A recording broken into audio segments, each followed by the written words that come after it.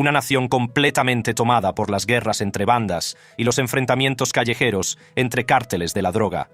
Definitivamente, México no es un lugar para pusilánimes.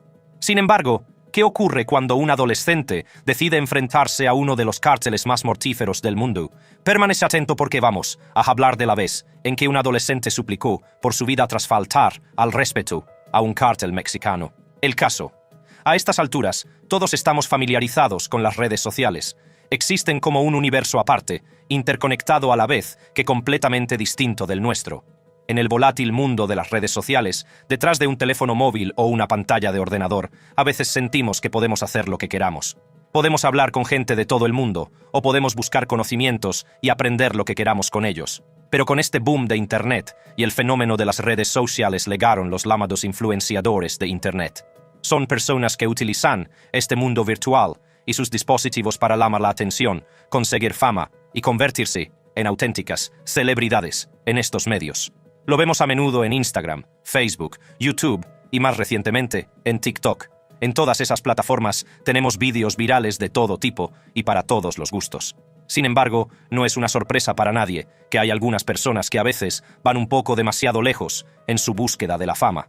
Por ejemplo, siempre hay quien hace cosas peligrosas delante de una cámara para conseguir protagonismo, como ponerse en riesgo en situaciones extremas. Pero cuando digo eso, no me refiero solo a los influencers aventureros que hacen cosas como jugar con animales salvajes o practicar deportes locos y aventureros. También hablo de los que hacen declaraciones sencillas, pero provocadoras. Hoy en día podemos ver cómo las palabras son en sí mismas un arma poderosa. Con ellas podemos expresar nuestras ideas y opiniones, y eso no tiene nada de malo. El problema empieza cuando la gente empieza a jugar con fuego y acaba traspasando un límite. Y una cosa está clara. Decir que desafiar y burlarse de uno de los cárteles más grandes y poderosos de México es cruzar un límite, es quedarse muy corto. Y eso es exactamente lo que ha hecho un adolescente en junio del año pasado. En su perfil de TikTok, el joven insultó nada menos que al capo de la droga, Nemesio Rubén Oseguera Cervantes, más conocido como el Mencho, el hombre más buscado de México en estos momentos. El Mencho es el jefe del cártel más mortífero de México en la actualidad, el Cártel Jalisco Nueva Generación, o CJNG.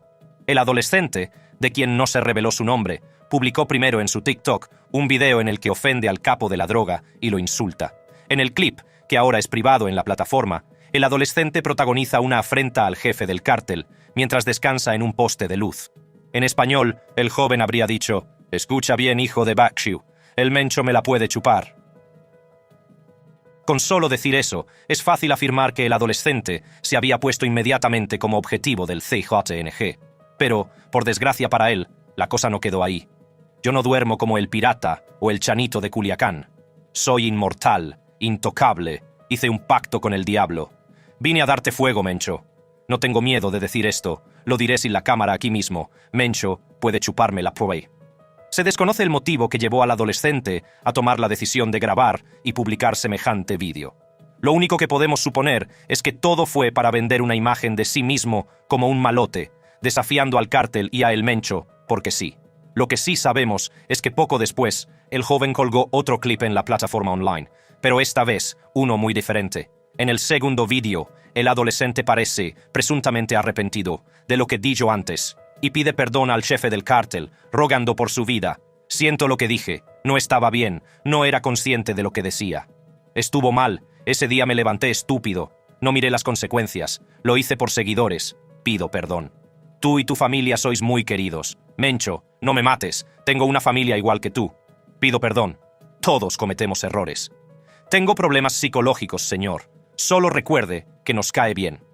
Si lo que afirma el adolescente es cierto o no, aún no lo sabemos. Algo que vale la pena notar es que supuestamente usó el término cabrón para referirse a el Mencho, teniendo en cuenta que cabrón significa tonto del culo en español. Tal vez el joven no aprendió realmente la lección, o simplemente no fue lo suficientemente cuidadoso en el calor de un intento desesperado por salvar su propio pellejo. Tampoco se sabe qué ocurrió después. Ni el CJNG ni el Mencho se han pronunciado oficialmente. Con su cuenta ahora privada, es difícil seguir la pista del chico. Sin embargo, se ha encontrado un clip en otra cuenta de TikTok en el que aparece: Al parecer, se trata de un vídeo no relacionado con toda la situación del cártel y el ataque de El Mencho. De hecho, ni siquiera está claro si este vídeo en particular fue grabado y subido antes o después de sus vídeos anteriores. Todo lo que podemos hacer es esperar que las cosas no terminaran en tragedia como en otras ocasiones. Navegando por aguas peligrosas. Buscando pistas que expliquen este episodio, nos encontramos con los dos nombres que el adolescente menciona en su primer vídeo: El Pirata y el Chanito de Culiacán. Esos son los nombres en internet de otros dos jóvenes que afrentaron a El Mencho y su organización. Mientras que, como en nuestro caso, el Chanito nunca reveló su nombre públicamente, el Pirata, por otro lado, es la persona del youtuber mexicano de 17 años, Juan Luis Lagunas Rosales. Por lo que menciona el adolescente, el destino de esas otras dos celebridades online, sin embargo, parece que acabó bastante mal para ellos. Lagunas Rosales nació en Villa Juárez, una pequeña ciudad del estado de Sinaloa, el mayor centro de cárteles y narcotráfico de México. Patria nada menos que del tristemente célebre narcotraficante El Chapo. Desde pequeño, la vida de Rosales fue difícil. Al crecer, nunca conoció a su padre y al cabo de un tiempo, fue abandonado por su madre. Sin ninguna figura paterna, fue criado por su abuela. Tras abandonar su ciudad natal a los 15 años antes de obtener el título de bachillerato, se trasladó a una región cercana a Culiacán en busca de una vida mejor. Una vez allí, empezó a lavarse coches para ganarse la vida, y no tardó en conocer todo un universo que le seduciría. Drogas, dinero, hombres armados, mujeres hermosas y grandes coches. Rápidamente, se le conoció como el Pirata de Culiacán, por su habilidad para integrarse a este nuevo mundo, y así fue como se haría famoso en todas las redes sociales. Pronto empezó a organizar más y más fiestas, enviando invitaciones a la gente sin parar. Como resultado, cayó en una vida de consumo excesivo de alcohol, y como los jóvenes sienten la necesidad de compartir todo lo que hacen, empezó a publicar vídeos en los que aparecía bebiendo cerveza y botellas de whisky, por poner un ejemplo. A veces se emborrachaba tanto que se desmayaba. Pronto, esos vídeos empezaron a hacerse virales, y en poco tiempo, el adolescente se convirtió en un fenómeno de YouTube. Su cara de niño, combinada con su comportamiento de payaso, consiguió entretener al público en Internet. Con solo 17 años, Lagunas tenía más de 1 millón de seguidores en Facebook y más de 300.000 en Instagram, además de más de 37.000 en Twitter. Poco a poco, empezó a recibir invitaciones para aparecer en vídeos musicales y actos promocionales. Gracias a su presencia en las redes sociales, Juan Luis se había convertido en toda una celebridad. Los que tienen más de 18 años saben lo que era ser adolescente y lo que se sentía. Pensamos que lo sabemos todo, que podemos hacer lo que queramos y decir lo que queramos a quien queramos, y que nada malo nos puede pasar. Creemos que somos invencibles, que la vida está hecha para vivirla al máximo y que, por tanto, no debemos ponernos límites. Y así es exactamente como Lagunas se sentía y se veía a sí mismo. Aunque la edad mínima para beber en México es de 18 años, el chico bebía como si no hubiera un mañana. De hecho, se cree que quienes estaban con él incitaban al adolescente a emborracharse y drogarse mientras se reían. Junto a este comportamiento problemático, empezó a cambiar su aspecto y a diversificar su contenido. Con barba en la cara y 2 tatuajes en los brazos, empezó a llenar su Instagram de fotos en las que posaba con grandes armas, bellas mujeres semidesnudas y coches de lujo, junto a varios memes burlándose de sí mismo en su página de Facebook. Parecía que todo era una gran fiesta, una celebración sin tiempo a terminar. Pero poco sabía el pirata que el final estaba mucho más cerca de lo que pensaba. Y es que, en Sinaloa, nadie está a salvo, especialmente cuando decides meterte con la gente equivocada. Y no hace falta decir que eso es exactamente lo que le pasó a el pirata. Un día como cualquier otro, buscando emborracharse como siempre, cometió su mayor error. El adolescente grabó y colgó un vídeo en lo que parece ser la página de Facebook de sus amigos, en el que profería insultos contra el cártel Jalisco Nueva Generación y su temido y peligroso líder, El Mencho. Según El País, en la grabación, Rosales profiere una frase que se traduciría como El Mencho, suck my D. Y eso bastó para sellar su destino. La noche del 18 de diciembre de 2017, el pirata y sus amigos estaban de fiesta en un bar de Jalisco llamado Los Mentados. Incluso no dejaba de llamar a sus seguidores para que lo acompañaran esa noche. En su último post de Instagram escribimos: ¿se va a hacer esta pisteada o no? A buscar alivio, escapada a la Mentado. Poco sabía que aquella noche iba a ser la última. Alrededor de las 23:00 horas, un grupo de hombres armados irrumpió y comenzó a disparar contra el joven, según informó el fiscal general de Jalisco, Raúl Sánchez Jiménez. Juan Luis murió en el acto al recibir 15 impactos de bala. Las autoridades pudieron reconocerlo por sus tatuajes, un pirata en un brazo y un tigre en el otro. Por obvio que resulte vincular al CNG con este ataque, nunca se revelaron las identidades ni los motivos de los responsables. Lo que sí se sabe es que la muerte de El Pirata se sumó a las estadísticas, demostrando con números lo que la población mexicana tiene que soportar todos los días. En los primeros 10 meses de 2017 se registraron 20.878 asesinatos en el país. Un promedio de 69 homicidios diarios, es decir, unos 3 asesinatos cada hora. Es uno de los registros más sangrientos de México, lo que demuestra lo peligroso que puede ser el país para cualquiera, especialmente para un adolescente que busca temerariamente la fama a cualquier precio. Sin embargo, Juan Luis sí dio muestras de querer un cambio. En una entrevista con Pepe Garza, locutor de radio y productor, en julio de 2017, Rosales dijo que sabía que necesitaba controlar su forma de beber. Ahora, tanto alcohol, ¿no es peligroso? Nunca has pensado que puede ser demasiado alcohol y en un momento dado y te puedes intoxicar. Garza completa su pregunta, afirmando cómo cree que el cuerpo humano no está hecho para eso, a lo que el famoso respondió: lo que pasa es que la gente también me pregunta, ¿cómo haces para aguantar tanto, para poder beber tanto? La gente me lo pregunta a veces, y yo me río y les digo que no lo sé, que no sé cómo lo hago. Tienen razón, a veces voy demasiado lejos. Es una pena que el pirata tardara en darse cuenta, aunque, aún así, no aprendió la lección. Pero es aún peor darse cuenta de cómo, como decíamos antes, ni siquiera su muerte sirvió de advertencia para otros adolescentes sobre lo que no debían hacer. De hecho, para algunos, tuvo más bien el efecto contrario. Una forma de vida descuidada. Junto a El Pirata de Culiacán, el adolescente desconocido de nuestro primer video también menciona que no duerme como el Chanito de Culiacán. El Chanito de Culiacán es considerado por muchos como la contraparte de El Pirata, manteniendo con él una rivalidad en las redes sociales. Aunque su nombre real nunca se ha revelado públicamente, ganó fama en las redes sociales por publicar contenidos similares a los de El Pirata de Culiacán. En sus videos hace apología del crimen organizado y exalta la narcocultura, además de que le gusta mostrar su estilo de vida simplemente bromeando e interactuando con sus amigos y seguidores en línea, principalmente en YouTube y TikTok. Sin embargo, todo cambió el 4 de enero de 2018. Ese día se publicó en redes sociales un video en el que aparece el Chanito, armado con un fusil de asalto de alto calibre exclusivo para el ejército, junto a un niño pequeño con el rostro cubierto, también portando un arma. El vídeo, ahora retirado de YouTube, es muy corto y solo dura unos 31 segundos, pero es suficiente para causar bastante daño. En él, utiliza la misma expresión utilizada por El Pirata, diciendo que el mencho puede chuparle la pi. Sin embargo, poco después, parece que el joven recuperó la cordura, o al menos recordó lo ocurrido con su antiguo rival, y emitió una disculpa al capo de la droga. Al día siguiente, el Chanito volvió a aparecer, ahora con su ropa normal, y publicó otro vídeo pidiendo disculpas a El Mencho. Disculpe, amigo Mencho, estaba muy borracho y no estaba en mis cabales. Lo siento. Mis respetos al viejo.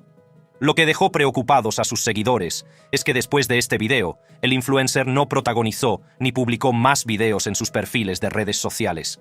Eso bastó para que sus fans especularan con que habría corrido la misma suerte que su rival, El Pirata.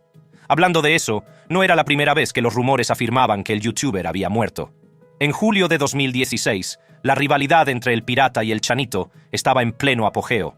Por aquel entonces, el Chanito difundió un vídeo en el que se burlaba de la forma desmedida en la que El Pirata ingería alcohol, como si fuera una forma desesperada de ganar seguidores.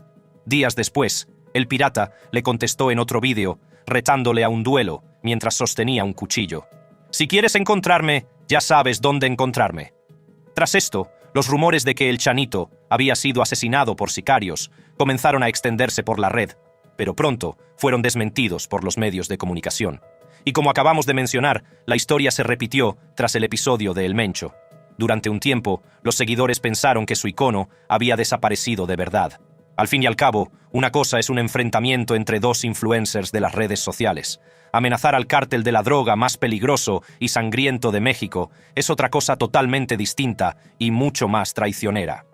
Fue más de año y medio después de dio la lección. Según este mismo canal de YouTube, Chanito salió de rehabilitación y ahora se lo está tomando con calma. El último video del canal sobre él afirma que el joven ya está casado y vive con su mujer lejos de la ciudad. Aparte de eso, con el auge de la plataforma TikTok en los últimos años, se siguen publicando allí vídeos protagonizados por el Chanito. El contenido se divide en versiones más cortas de los vídeos más antiguos y los más recientes, donde podemos echar un vistazo a qué y cómo le va, o siempre que aparece para dar un grito a sus fans. Por lo que parece, ahora mismo incluso tiene una hija. Pero antes de seguir adelante y conocer mejor quiénes son, el Mencho y su banda, hay un último caso digno de mención que nos ayuda a explicar la gravedad de la situación de los cárteles en México y cómo las redes sociales pueden ser un lugar traicionero. En el mundo de los narcos, nadie está a salvo. Ni siquiera los niños pequeños, que en lugar de disfrutar de su infancia yendo a la escuela y siendo simplemente niños, son reclutados por las bandas de narcotraficantes para seguir su sangriento camino. En agosto de 2019 apareció en internet un vídeo de un niño de 8 años insultando a El Mencho mientras sujetaba un rifle. En la grabación, el niño utiliza muchas palabrotas y palabras malsonantes para referirse al líder del cártel de la droga. Rápidamente queda claro que el niño está siendo explotado de forma criminal. Lo que dijo el chico podría traducirse como: «Mira aquí, Mencho hijo de puta, Shiu. Te vamos a quitar tu CI, solo para que veas quién es R5 el gran Shiu. Papi, puedo hacer que te maten, fuck Shius. Esos tipos que empleas pueden chuparme la pants. Todos los de Jalisco pueden irse a la mierda. Sabes que nos interesa esa pelea. Santo Key Trot». Considerando que el niño menciona a R5 en el video, se sospecha que Jesús Gregorio Villanueva Rodríguez manipuló al niño para que grabara esto.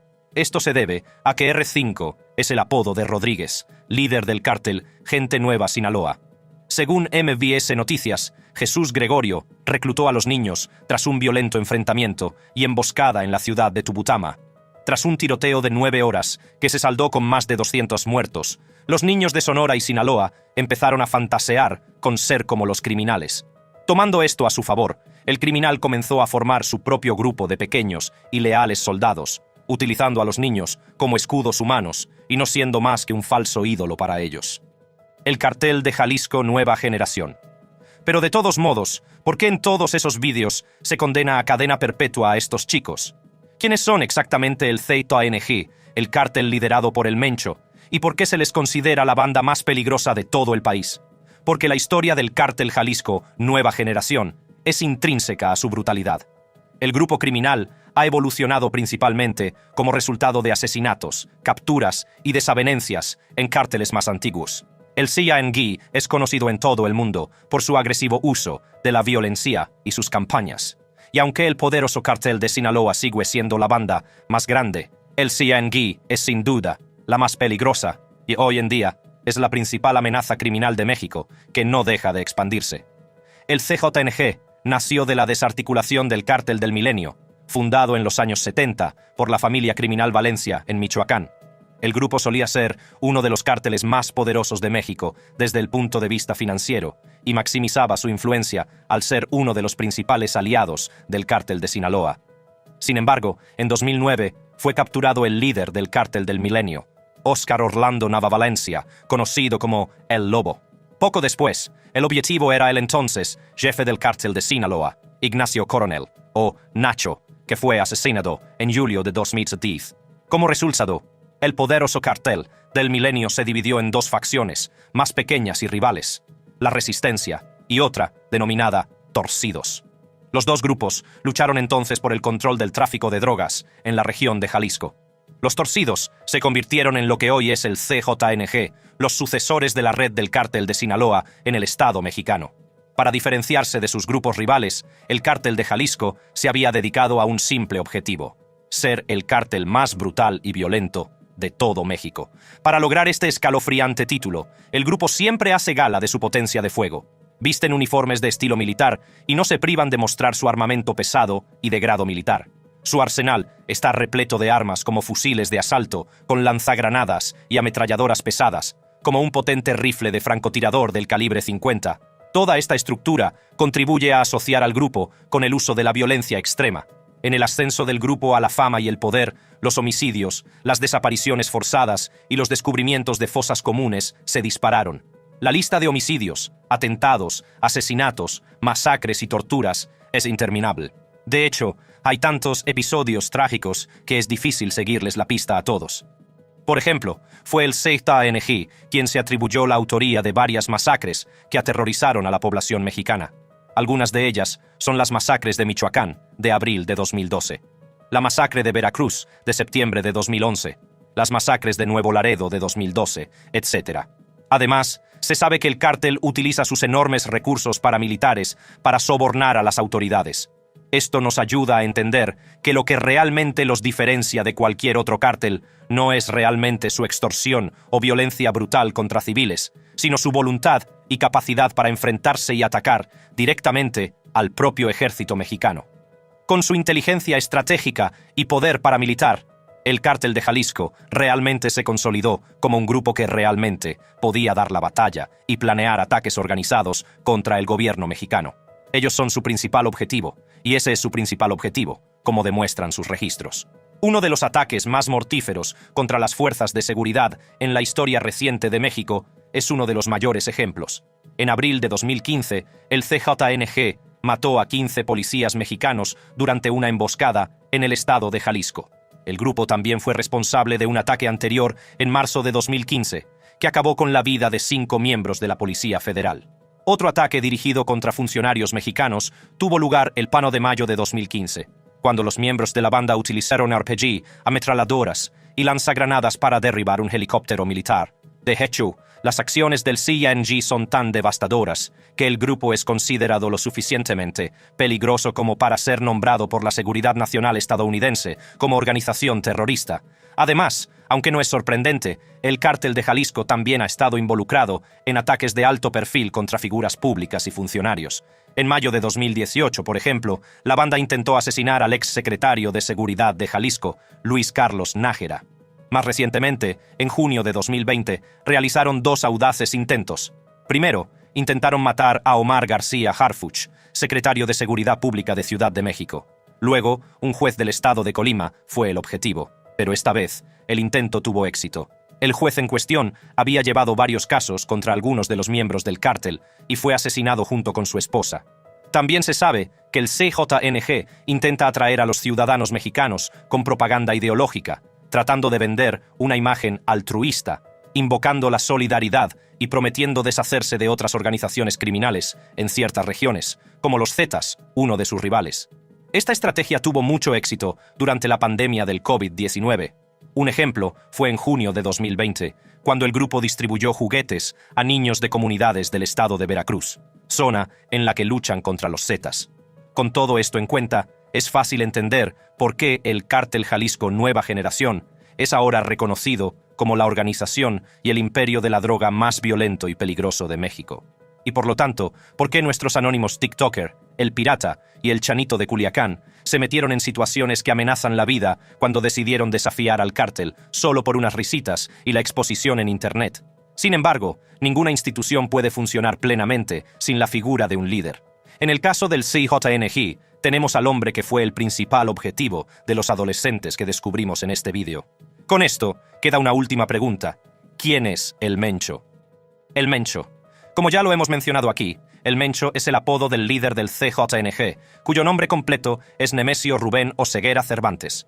El Mencho también es considerado uno de los fundadores del CJNG, junto con Eric Valencia, o el 85, y Martín Arzola Ortega, el 53. Los 3 fueron miembros del Cártel del Milenio. El caso es que en sus inicios, el poder económico del cártel se centraba en la agricultura, más concretamente en el aguacate. El cambio drástico del narcotráfico y la sustitución de los inofensivos aguacates por metanfetaminas se produjo gracias a El Mencho.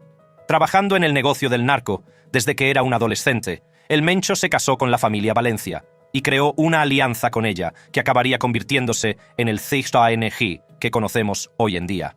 El Mencho es considerado hoy en día el hombre más buscado de México. por cualquier información útil que pueda conducir a su detención, EEUU.